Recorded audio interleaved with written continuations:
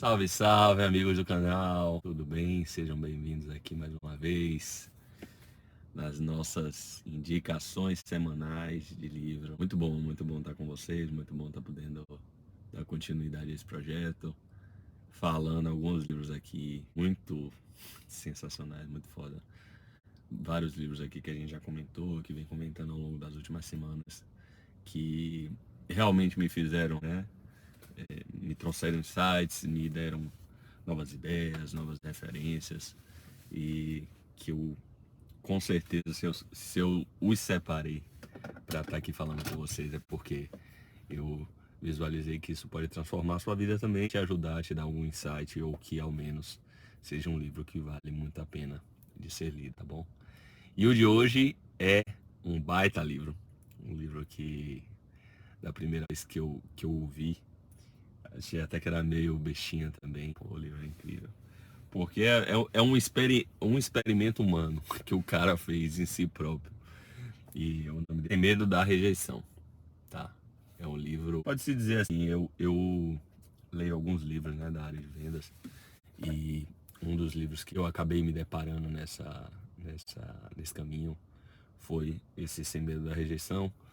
Muito porque venda está relacionado a esses números, né? E essa interação com diversas pessoas até o momento em que você consegue, né, necessariamente fechar com alguém, mas que naquele processo você interagiu com vários, alguns disseram não, alguns interagiram, mas não fecharam, e faz parte, né, para todo mundo aí que já está habituado aí com essa dinâmica das vendas, seja presencial, né, mais presencial, mas online também, etc, né, o funil de vendas, né, enfim, toda essa numerologia por trás do mundo de vendas. E esse livro, ele na verdade, ele não é tipo assim um livro como outros, né, de já máquina de vendas, hipercrescimento, pinceling, nada do tipo, tá? Os livros de Jeb Blount, que é aquele, pô, negociação, inteligência emocional em vendas, livros mais técnicos. Esse livro, na verdade, o Sem Medo da Rejeição, nada mais é do que o livro que mais se assemelha aqui dentre o canal, o livro que a gente indicou também, A Terceira Porta, que eu fiz uma indicação que era de um jovem, né, e que de certo modo ele se colocou aí dentro de uma jornada pessoal para poder, enfim, tá construindo um livro a partir da interação que ele ia ter com pessoas de sucesso, né? E aí, nesse meio do caminho, ele entrevista Bill Gates, Lady Gaga, Warren Buffett, etc. E esse é A Terceira Porta, eu estou fazendo analogia com ele não porque os temas sejam parecidos, mas porque era um jovem e de repente tinha determinados anseios, determinadas vontades, e ele se lança numa jornada meio, ao mesmo tempo que especial, mas um pouco caricata, assim, meio que inventada por ele mesmo, né? E esse Sem Medo da Rejeição, nada mais é do que, hoje ele é autor de um blog, esse livro vendeu pra caramba lá fora também, e ele tem um blog chamado 100 Dias da Rejeição. E no fundo é o que gera a escrita desse livro, que nada mais era do que um cara que percebia em si algumas características nesse sentido, né? Nessa relação, como ele lidava com a rejeição. Tá? E esse livro é especial porque ele encara essa transformação e cria para si mesmo um desafio que faz com que ele se exponha a 100 dias de rejeição. Então, a ideia inicial é como se ele quisesse, né, para si, que durante 100 dias ele podia sentir o sentimento que fosse naquele momento, e durante as primeiras vezes ele tem uma baita dificuldade de fazer, chega a travar realmente de nervoso. E aí ele, nessa perspectiva, ele chega, lança esse desafio para si próprio e, tipo, sei lá, um dos primeiros dias, se não o primeiro, ele chega, pega um guarda na rua e ele pergunta do nada: ô, tudo bem, boa tarde, você poderia me dar R$ 100? E aí fala isso do nada, assim. Então a proposta dele era meio fazer perguntas esdrúxulas em algumas situações, ou realmente fazer perguntas assim: pô, você poderia vestir essa peruca aqui? Uma coisa assim, completamente aleatória, que para uma pessoa que você não tem a conexão, a tendência seria daquela pessoa te dizer um não, né?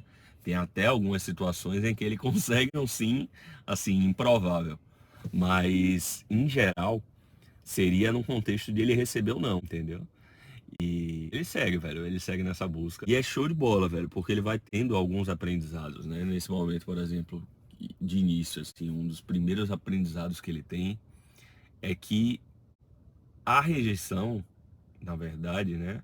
Muitas das vezes, quem não tem essa maturidade para lidar com essa relação, né, de você tomar ou não, ele fala sobre que a rejeição nada mais é do que uma interação humana e natural.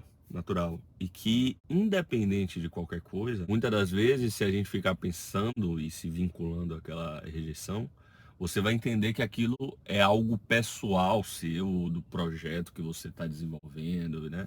Ou, enfim, uma coisa assim muito pessoalizada, quando na verdade às vezes não tem nada a ver com isso, às vezes só fez sentido para aquela pessoa te dizer um não pelo momento dela. Não tem nada a ver com você, às vezes. Então ele fala um pouco disso, que nada mais é do que a rejeição. É uma relação humana, que a rejeição direta de alguém a você é simplesmente uma opinião, assim como outra qualquer. E uma das coisas incríveis, legais também, assim, que ele coloca até no fim do livro como um dos aprendizados, era assim, tipo assim, no início, ele tomava um não e ele saía de cena, né? Sem nem perguntar o porquê, sabe? E aí ele estimulou, não, pergunte por quê.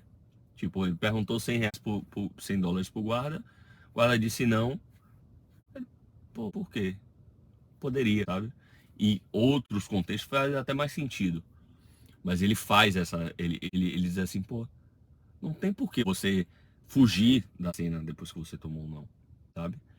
Você pode simplesmente, pô, continuar a conversa, perguntar por quê, tentar, de fato, ter um diálogo normal, né? E conversar. E aí ele fala dessa questão do porquê, né? Tanto nesse viés de você perguntar o porquê, como no viés de você, pô, sempre tem a preocupação de quando você pedir algo, você dizer o porquê, né? A gente já comentou aqui em outro vídeo do canal o quanto isso tem pesquisa científica, tudo relacionado. Salvo engano, é uma pesquisa de Harvard, que é uma pesquisa antiga isso, tá? De que pessoas, né, que chegavam, sei lá, numa fila de Xerox lá atrás, e a pessoa virava e falava assim, pô, eu posso passar na sua frente para tirar uma Xerox? Não, eu posso passar na sua frente? Pronto, elas tiveram 70% de sim. A pessoa dizia, pô, eu posso passar na sua frente porque eu preciso tirar uma Xerox. Ou seja, não estava dizendo nada com nada. Era só um porquê. Toda máquina de Xerox tira Xerox. Então ele não estava justificando, porra, porque eu vou pegar meu pai em tal lugar e ele sai agora. Não era uma justificativa tão perfeita.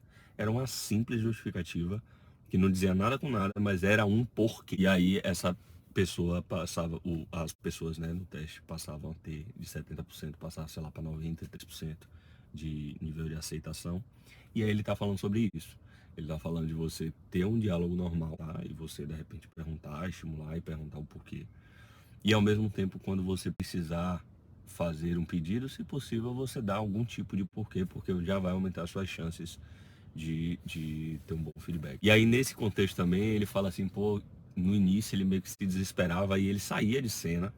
E ele fala, não, velho, às vezes, beleza, você tomou uma negativa, só dê uma recuada, deixa a pessoa falar, converse, mas não saia, não fuja, só recue e depois volte numa outra abordagem. E aí é muito legal porque é tipo um livro super divertido.